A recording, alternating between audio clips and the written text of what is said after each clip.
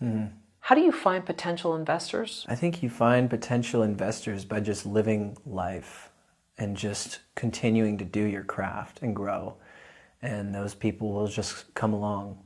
Whether it's an investor like Jake, who is my partner, I see him as an investor because the amount of free work that he's done with me, that's an investment. And then different people that, maybe have a big chunk of money to throw at it, yeah, that's an investment as well.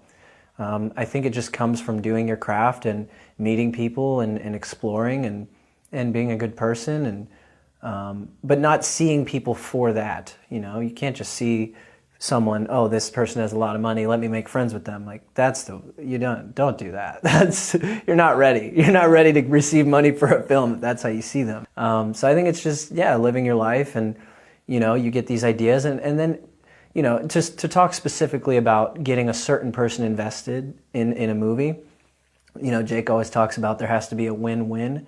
So for example, if a certain, something that often happens on the indie film level, people will find an investor that wants to be an actor in a movie. And so they'll invest so that they can act in the film. That's what they get out of it, right?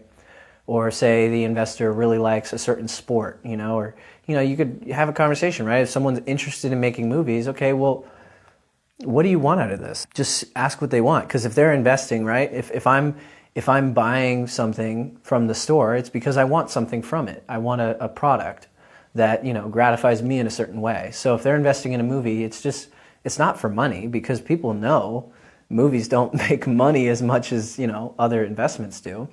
So you really just have to see why they're interested and what story aligns, right?